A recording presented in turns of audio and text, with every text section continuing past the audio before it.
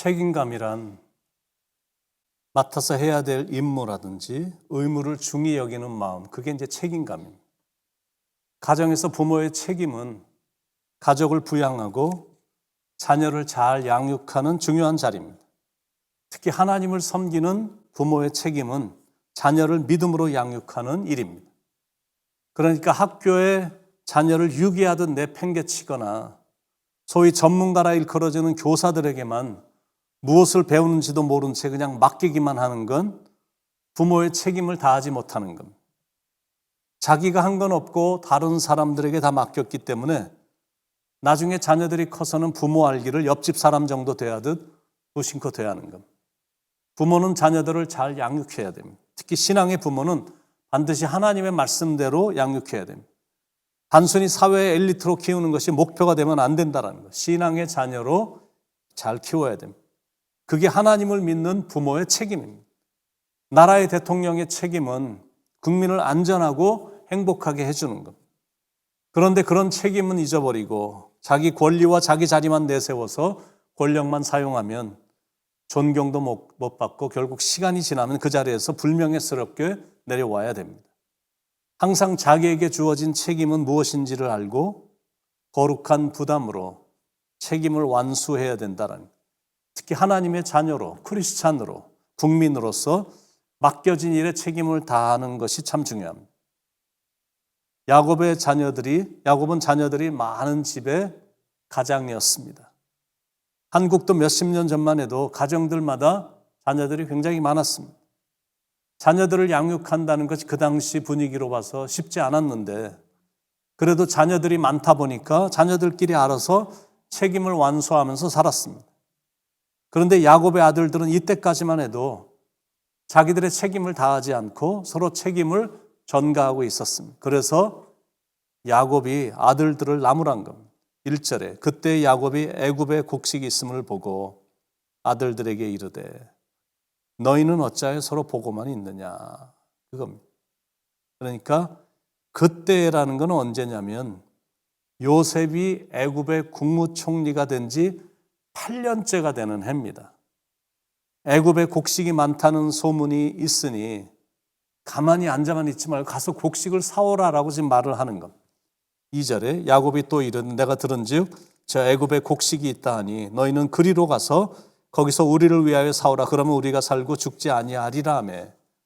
그래서 이제 그들이 애굽으로 곡식을 사러 내려가는데 근데 이제 베냐민은 보내질 않은 겁니다. 3절 4절에 요셉의 형 10사람이 애굽에서 곡식을 사려고 내려갔으나 야곱이 요셉의 아우 베냐민은 그의 형들과 함께 보내지 아니하였으니 이는 그의 생각에 재난이 그에게 미칠까 두려움이었더라. 베냐민을 보내지 않은 이유는 실종이 됐던 형 요셉 때문이었습니다. 이번에도 혹시 비슷한 일이 일어나질까 염려가 돼서 베냐민을 지키고자 하는 책임의식이 발동이 된 겁니다. 그러나 이런 연속극 같은 사건이 어디에 있겠느냐라는, 죽은 줄만 알았던 아들 요셉이 그 거대한 애굽의 통치자가 되어 있었다라는 사실. 6절에 때에 요셉이 나라의 총리로서 그 땅 모든 백성의 곡식을 팔더니 요셉의 형들이 와서 그 앞에서 땅에 엎드려 절하며. 요셉의 꿈이 성취되었음을 여실히 보여주는 장면입니다. 그 높은 사람이 자기들이 노예로 팔아버린 요셉인 줄도 모르고 단순히 애굽의 통치자라고 생각해서 그 앞에서 고개도 못 들고 곡식을 사기 위해 엎드려 지금 절을 하고 있는 겁니다. 형들은 요셉을 알아보지 못했지만 요셉은 형들을 알아봤습니다. 8절에 요셉이 보고 형들인 줄을 아나 모르는 체하고 엄한 소리로 그들에게 말하여 이르되 너희가 어디서 왔느냐. 그들이 이르되 곡물을 사려고 가나안에서 왔나이다. 동생에 대해서 무책임했던 사람들이 동생 요셉을 알아볼 리가 없습니다. 그것도 이때는 요셉을 판 지 20년의 세월이 흐른 뒤였기 때문에 당연히 봐도 잘 모를 거고, 그리고 그 동생이 애굽의 총리 대신이 되었으리라고는 상상조차 할 수 없었기 때문에 알 수가 없는 겁니다. 그리고 지금 통역을 시켜서 세웠기 때문에, 그리고 통역을 세워서 형들과 지금 대화하기 때문에 전혀 눈치도 못 채는 겁니다. 여기서 우리는 책임이 투철한 사람과 무책임한 사람들의 결과를 보게 됩니다. 책임감이 강했던 요셉은 그런 자리에 앉아 있고 무책임했던 형들은 복식을 얻기 위해 그런 자세로 무릎을 꿇고 있는 겁니다. 일을 시켜도 전혀 관심 없이 무책임하게 일관하는 사람들이 있고 일을 시키면 책임감 있게 하는 사람들이 있습니다. 처음엔 잘 모르지만 시간이 지나면 결과는 판이하게 달라집니다. 책임감이 없는 사람들은 세월이 흐른 후에는 비굴한 인생으로 떨어지고 책임감 있는 사람들은 역경에 처한 사람들을 구하는 높은 자리에 있게 됩니다. 그래서 늘 맡은 일에 책임을 다하는 성실한 사람이 되어야 된다는 거예요. 요셉이 형들을 시험해 보았습니다. 세월이 많이 흘렀는데 그때나 지금이나 똑같은 사람들인지 아니면 변했는지를 지금 시험해 보는 겁니다. 시험한 내용은 형제들을 정탐꾼으로 몰아세워서 아버지와 함께 있다는 막내를 데리고 오면 내어주겠다고 약조하고 식량을 주고 3일 동안 옥에 가둔 겁니다. 그리고 나서 한 사람이 가서 막내 아들 베냐민을 데려올 때까지 나머지 9은 이곳 감옥에서 기다려야 한다는 시험입니다. 그런데 3일이 지난 후에 요셉은 방법을 조금 완화시켜서 한 사람만 이곳에 남고 나머지 9명은 곡식을 가지고 집에 돌아가 막내 동생 베냐민을 데려오라는 명령을 내렸습니다. 그래서 시므온만 남고 9명은 집으로 돌아갔습니다. 한 형제를 향한 나머지 형제들의 책임을 지금 시험해 보는 겁니다.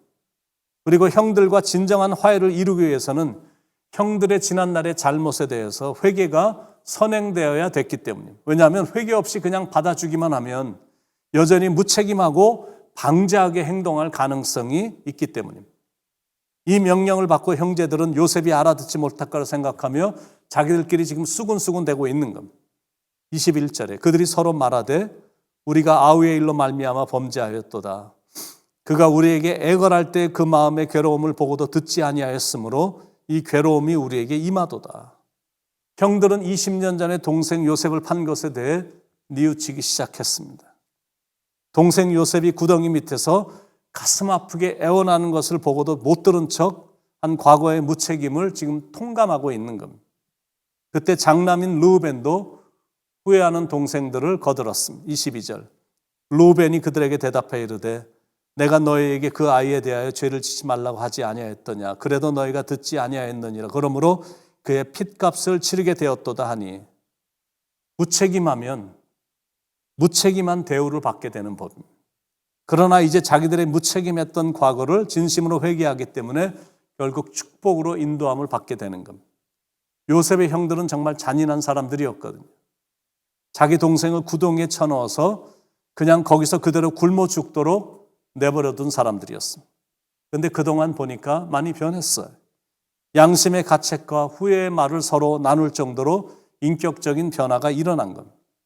그들이 말하는 걸 요셉은 다 알아들었기 때문에 다 이해가 된 겁니다. 그런데 또 영적인 그런 변화도 일어난 걸 보게 됩니다. 28절에 그가 그 형제에게 말하되 내 돈을 도로 넣었도다. 보라 자루 속에 있도다. 이에 그들이 혼이 나서 떨며 서로 돌아보며 말하되 하나님이 어찌하여 이런 일을 우리에게 행하셨는가 하고 그때는 하나님을 두려워하는 마음이 전혀 없었었는데 이제는 하나님을 두려워하는 사람이 된 겁니다. 그들의 삶에 하나님이 중심이 되어 있는 아주 중요한 변화를 요셉이 봤습니다. 아버지에게 돌아온 9명의 아들은 모든 자초지종을 아버지 야곱에게 보고했습니다. 그러자 절대 베냐민을 줄 수 없다는 아버지에게 장남 르우벤은 자기가 책임지겠다라고 지금 아버지 앞에서 다짐하고 있는 겁니다. 장남으로서의 책임의식을 발휘하는 겁니다. 게다가 두터운 형제 간의 사랑까지 엿보게 됩니다. 37절에 르우벤이 그의 아버지에게 말하여 이르되 내가 그를 아버지께로 데리고 오지 아니하거든 내 두 아들을 죽이소서 그를 내 손에 맡기소서 내가 그를 아버지께로 데리고 돌아오리이다. 야곱의 가정이 이제는 희망이 있는 가정으로 변하고 서서히 변모되고 있는 걸 보게 되는 겁니다. 서로가 서로에게 책임을 떠맡기던 분위기에서 이제는 책임을 자기들이 지겠다는 분위기로 바뀌었습니다. 이렇게 되어야 공동체가 아름답게 유지가 됩니다. 반대로 서로의 책임을 다른 사람에게 전가하면 공동체는 무너집니다. 그건 국가나 사업체나 회사나 교회나 가정도 다 마찬가지입니다. 그래서 자기에게 주어진 책임을 완수하는 것이 중요합니다. 결국 이 이야기의 끝은 요셉은 아버지 야곱을 비롯해서 모든 형제들을 애굽의 가장 비옥한 나일강 고센 땅에 초청해서 잘 살도록 책임을 완수하는 것으로 맞춰집니다. 그래서 우리에게 주시는 영적 교훈이 있는데, 작은 것에 책임 완수를 잘하는 사람이 큰 일을 맡겨도 책임 있게 일을 한다. 그게 교훈입니다. 그래서 바라기는 여러분은 책임감이 있는 사람들이 되길 바랍니다. 모든 사람들이 믿고 신뢰할 만한 사람이 되길 바랍니다. 책임이란 건 사랑이거든요. 사랑하기 때문에 책임을 다하는 겁니다.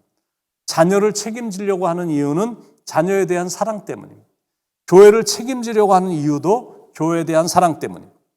이 시대에 필요한 사람은 요셉처럼 책임감 있는 성실한 사람입니다. 여러분은 맡겨진 일에 책임을 다하는 성실한 사람들이 돼서 요셉처럼 축복도 많이 받고 여러분이 받은 축복을 수많은 사람들과 같이 나누며 살아가기를 예수님의 이름으로 축원을 드립니다. 기도하시겠습니다. 사랑하는 하나님, 성실한 사람은 책임감을 다하는 사람인데 그런 사람을 주님은 귀히 보시고 세상에 있는 사람들도 그런 사람을 귀히 생각하고 신뢰하는 법. 그렇다면 우리에게 맡겨준 일들을 성실하게 책임감 있게 잘 완수하는 사람들이 돼서 하나님도 귀히 여기고 사람들도 존경하고 귀히 여기는 그런 귀한 인생을 살아가도록 하나님 인도해 주시옵소서. 오늘도 우리에게 주어진 일들이 있을 텐데 그것이 큰 일이든 작은 일이든 요셉처럼 성실하게 임함으로 책임을 완수하는 참 은혜로운 하루가 되도록 주님 인도해 주시옵소서. 예수님의 이름으로 간절히 기도드립니다. 아멘.